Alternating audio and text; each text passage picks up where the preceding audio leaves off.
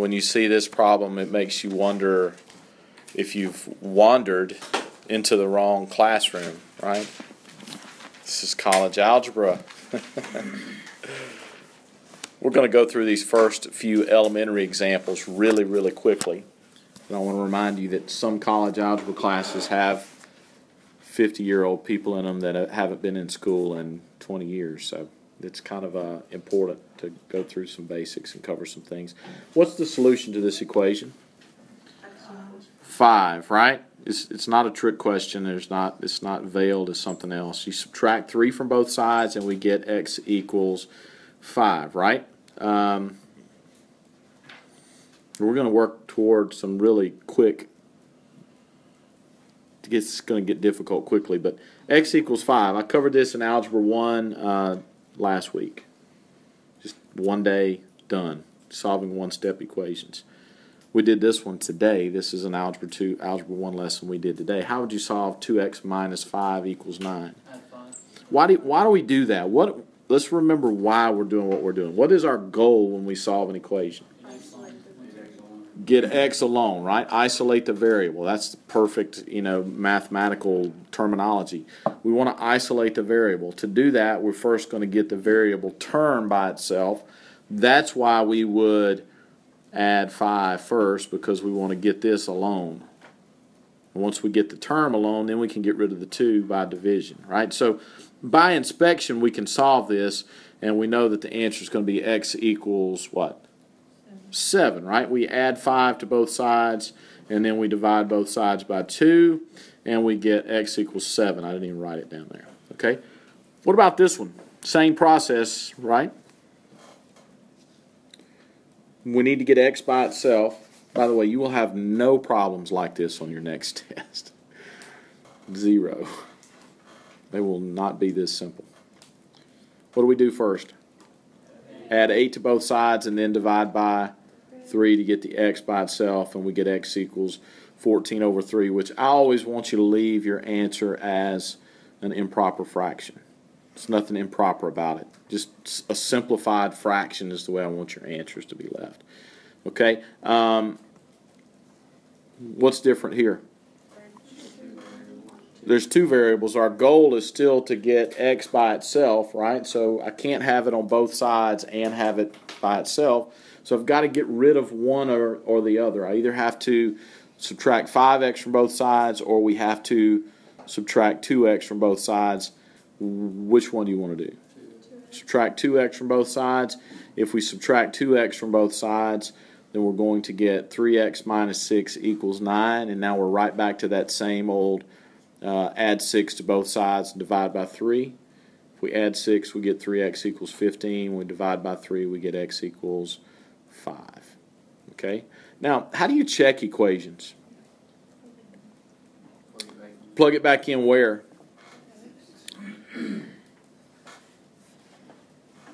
Right there? No, we have to go all the way back to the original equation and plug it in everywhere there's an x in the original equation. Because if you're really going to do a good check, you have to go back to the original, because if you make a mistake anywhere along the way and you plug your mistaken answer in there, you'll still get a confirmation that your wrong answer is correct. And we don't want to do that. Okay, so you always go back to the original equation to plug your answer in. Now, I realize that a lot of you aren't going to do that very often, but you should. If you have time on a test or quiz, you should check your answers to make sure that you did it correctly. All right, so moving right along, we're going to go through those quickly. You plug it into the original, and you don't cross the equal sign. Now, this is the first one. You may have some test questions that are this simple on this next test that's coming up. This is the first one that we can't really solve by observation, right? It'd be tough. Maybe you could, reason your way through it, but you can do this one by pen and paper, pencil and paper, quicker than you could do it mentally. What's the first step, Javen?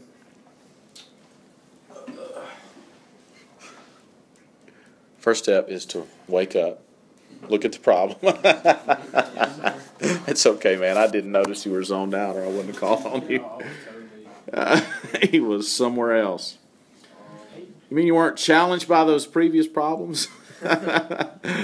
All right, what do we do first here?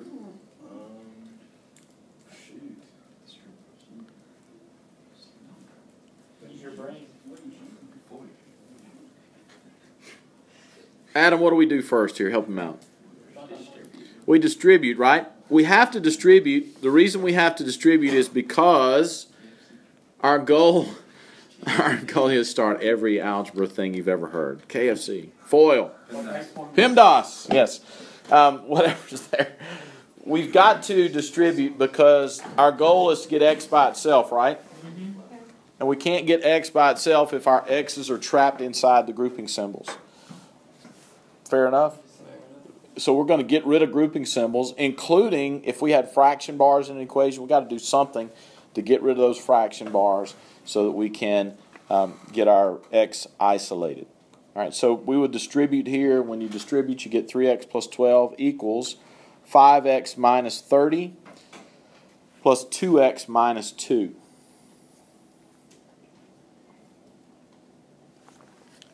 All right, what do we do next, Alex?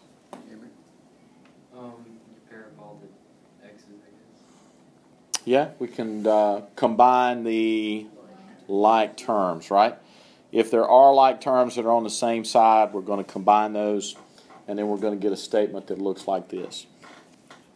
Now we're just kind of working backwards, right? We started with those really simple equations because at some point most equations will look like that. And then we got a little bit more complicated one with variables on both sides because at some point a linear equation will have, it'll look like this, where we have this expression equals this expression, right?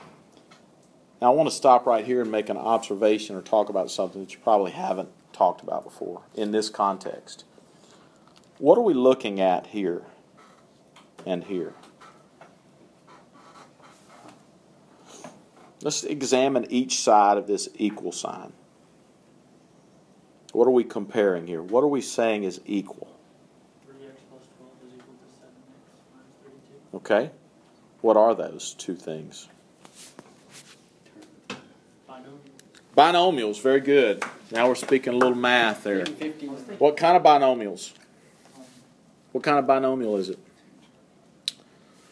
Did you just say a two-term binomial? Very good, Holt. What kind of binomial is it? Is it quadratic? No. No. What is it? Classify it. You're thinking something, Sarah. What's coming? It's a first-degree binomial. That's exactly right. Very good. First-degree binomials also go by linear. Okay, they're two linear binomials. Doesn't that look a little bit familiar? Yes. Mx plus b. Here's another m and another b, right? So two linear expressions, two linear binomials. So if you look at this equation in pieces, we're comparing two lines.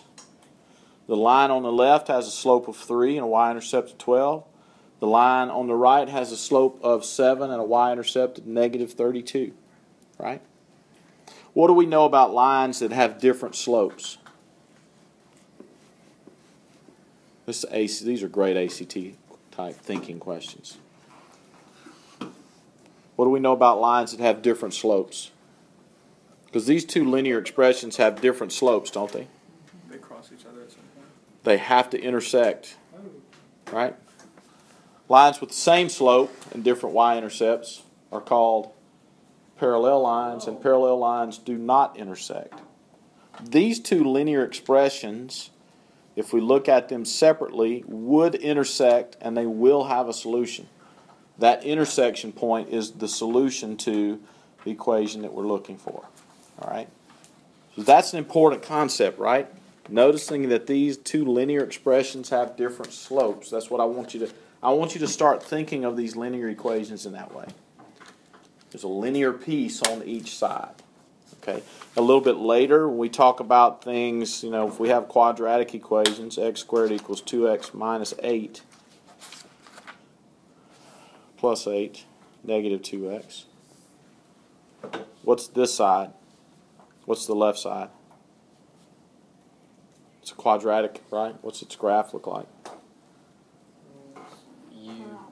It's a parabola.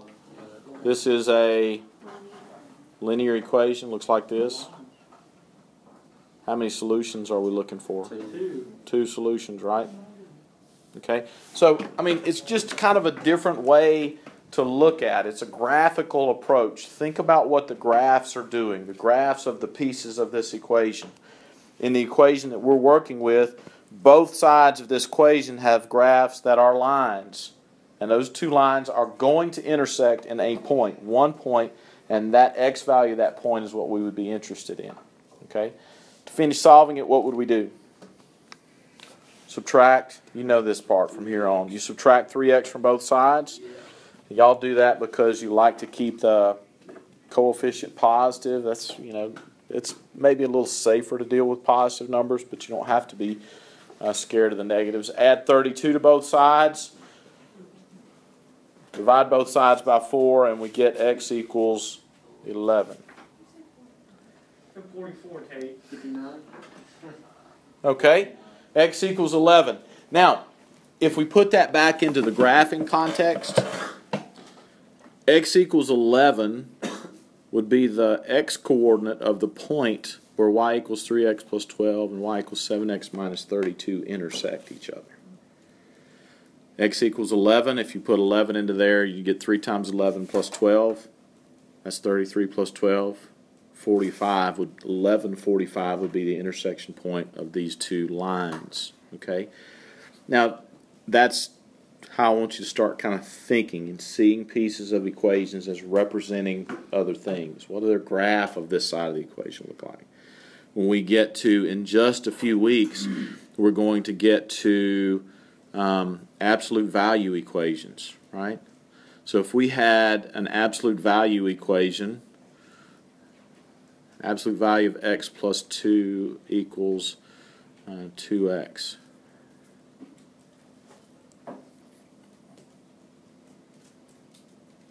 Does anybody know what the absolute value of this? Let's see. Let's do 2x plus 3. What does an absolute value equation look like? It's a v, right? What does 2x plus 3 look like? Right? Slope of 2 up and to the right. Maybe we're looking for how many answers? 2 answers.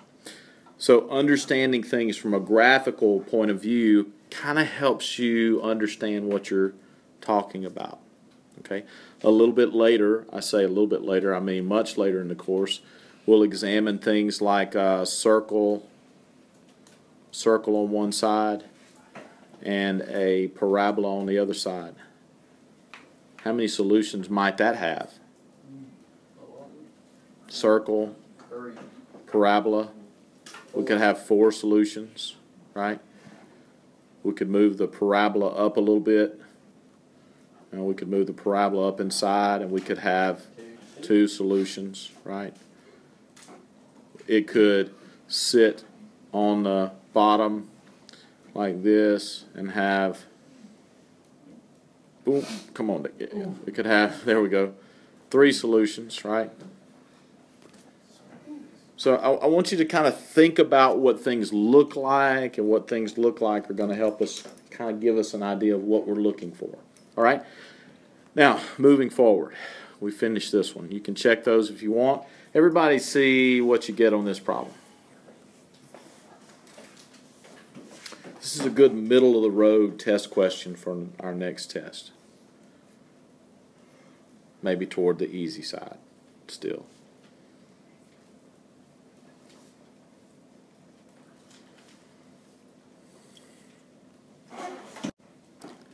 X equals 2 is correct, right?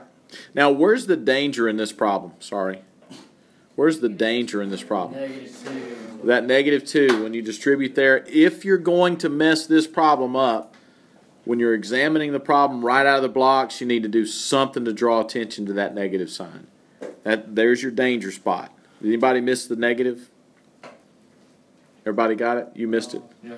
Okay, I mean it's really easy to do, especially if you look at the problem and you say, "Come on, this is easy," right? And it's a mistake you shouldn't make, but it's a mistake that you're prone to making. Now at this point, we're going to combine like terms that are on the same side, and you get 5x plus 7 equals 3x plus 11. Again, notice what we're working with here: two linear expressions with different slopes. That assures us of a solution. All right, we know we're going to have a solution because lines that don't have the same slope always intersect. So divide 3, subtract 3x, subtract 7, divide by 2, and you get x equals 2. What do you think? Mick Jagger? I did good. You did get it? No, I did good. You did good? Better than I Holt? got 39. All right. Not funny. Now let's move a little bit toward what we're going to be doing tomorrow. We're doing this today, but this is pointing us toward tomorrow. We'll actually do a few examples from tomorrow's lesson as well. Y'all don't check out on me. It's getting hard now, difficult. X over 3 plus 3 over 4 equals x over 4 minus 1/2. How have you been taught to handle this? Find a common denominator and do what with it? Multiply every term by the common denominator is the correct thing to do. Because we're allowed to multiply through an equation by anything that we want to, why not multiply by something that will eliminate all the fractions? Because if we eliminate the fractions, we have a much easier equation to work with. So what's the common denominator for this problem? 12. Multiply 3 by 12.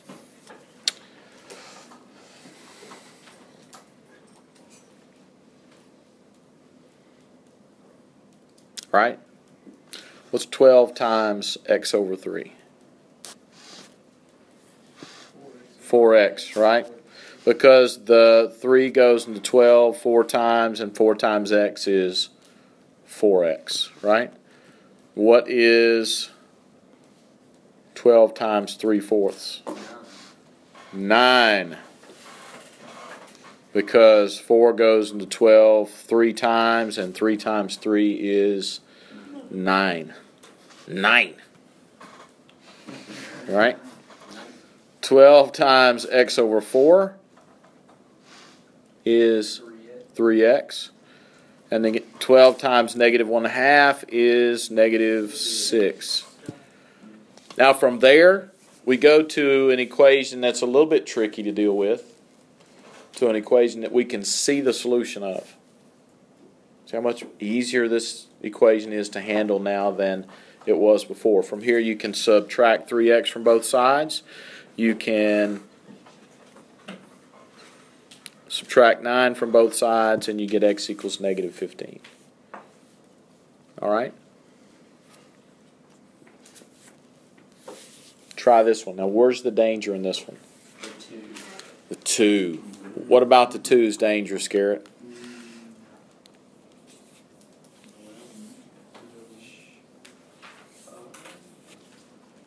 You were just guessing. Yep. What about the 2 is dangerous? It doesn't have a denominator, and so we might be tempted to not multiply, right? But are we allowed to just multiply 3/4 of the terms of an equation by something? We are not unless it's 1. All right, so we're going to multiply through the equation by 15.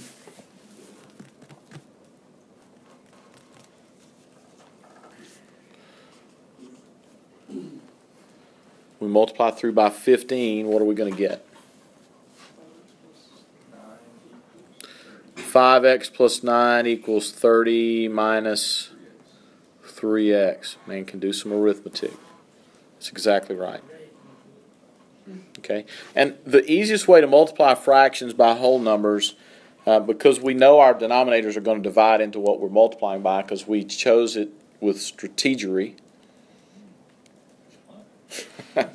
Strategically, that's a George Bush word. 3 goes into 15 5 times. We cancel the denominator into the you cross cancel and then multiply. Okay, that's the shortcut way of that. See me if you have any questions about that. From there, we'll add 3x to both sides, and we get x equals 21 over 8. which cannot be simplified, right? All right.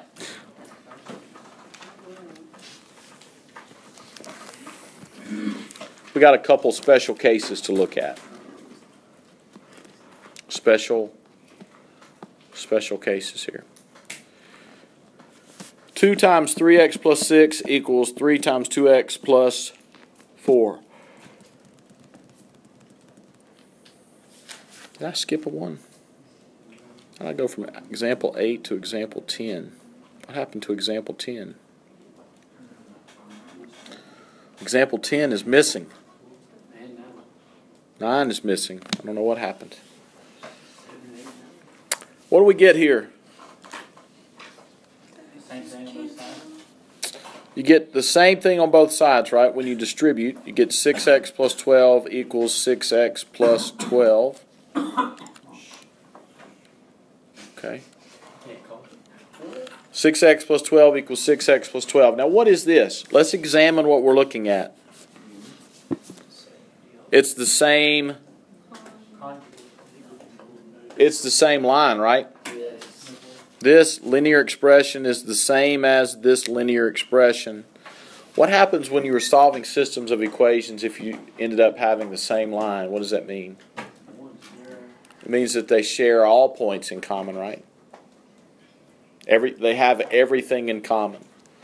6x plus 12 is always equal to 6x plus 12 regardless of what x is equal to. All right, so what's the solution here?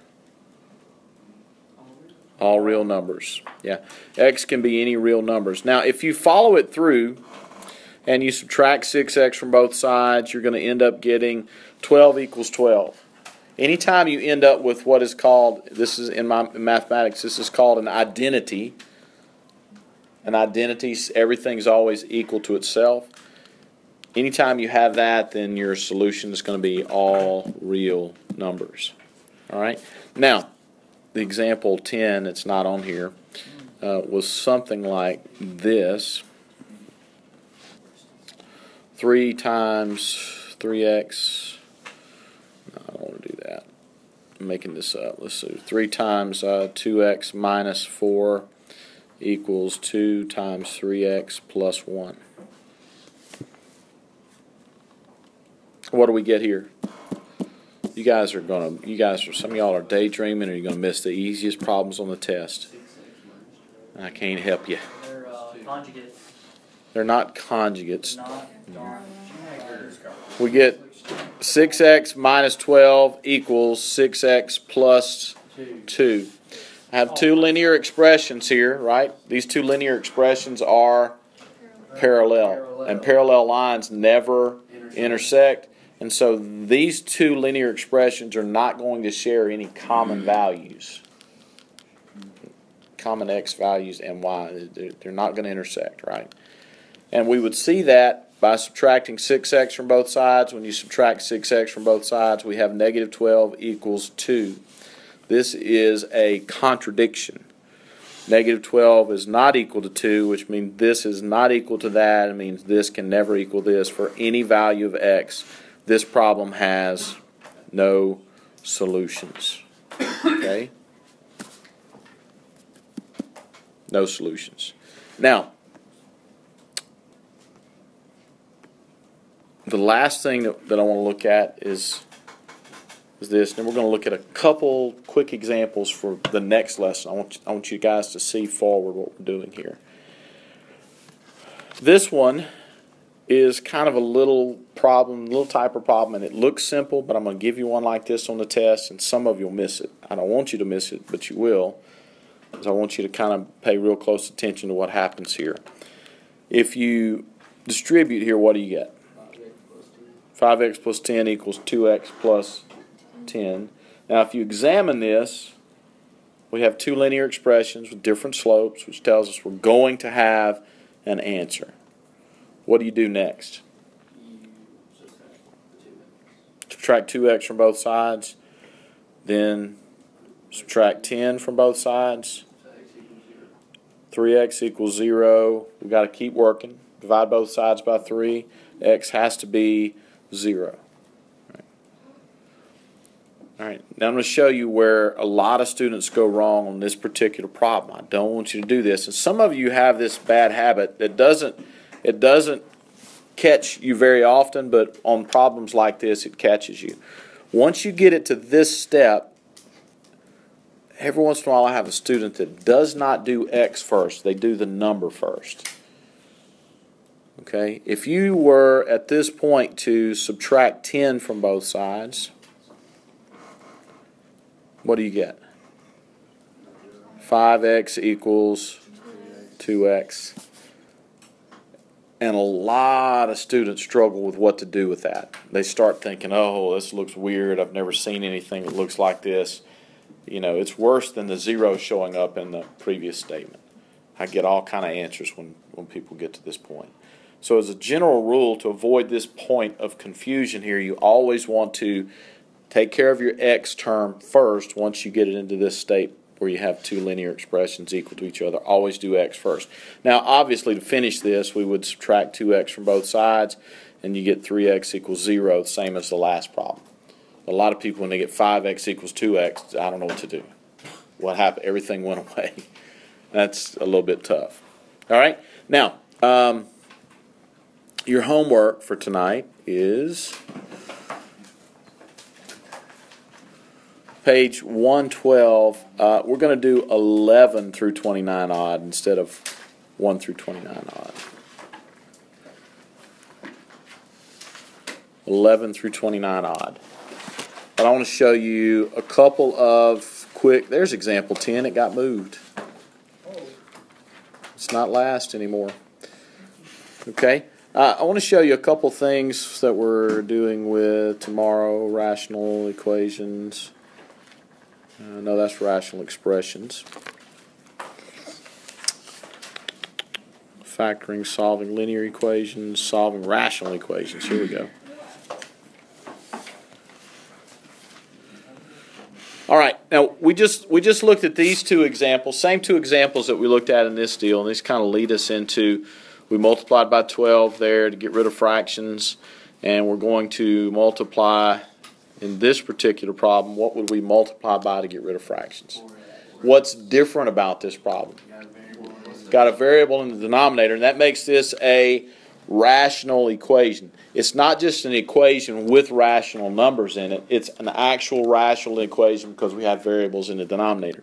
Now, anytime you have variables in the denominator, there's issues to deal with, right? We have to get the variable out of the denominator to solve the equation. And the only way we can do that is to multiply through the equation by a common denominator. Now, what's the common denominator going to be? 4x, right?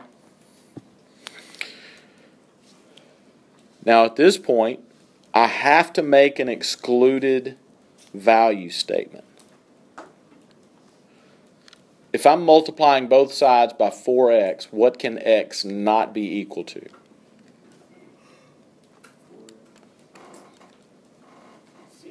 X can't be 0. We are allowed to multiply through an equation only by non-zero numbers. If you multiply an equation by 0, what happens to everything? This is 0. Everything is zeroed out, right?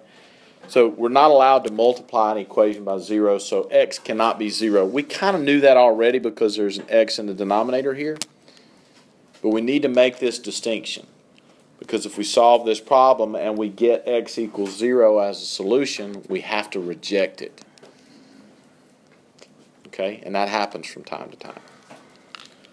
A couple times on each test, as a matter of fact. When you multiply by 4x, what do you get? 4x times x, 1 over x is what? 4. 4x times 3/4 is 3x. 4x times 1/2 is 2x. And we're not even going to finish it. Right? That's easy to work with. Okay, what about this one? Same problem. I have an x in the denominator of a fraction, so I have a rational equation. I've got to get rid of the fractions to get x by itself. What will we multiply by in this problem? X plus 2.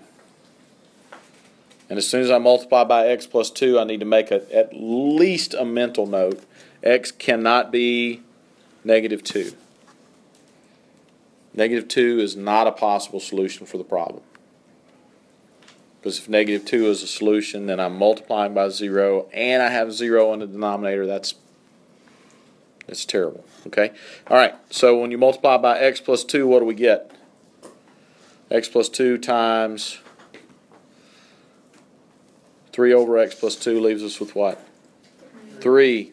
X plus 2 times 2 is 2x plus 4. X plus 2 times 5 over x plus 2 is 5. From there, it's a piece of cake, right? Add the 3 and the 4, subtract 7 from both sides. 5 minus 7 is negative 2. Negative 2 divided by 2, x is negative 1, which is a good solution. How do I know that's a good solution? Because it's not negative 2. All right, so that's where we're going to go tomorrow, except the equations are going to get more complicated. Denominators that have to be factored first, and then we'll go from there. All right, so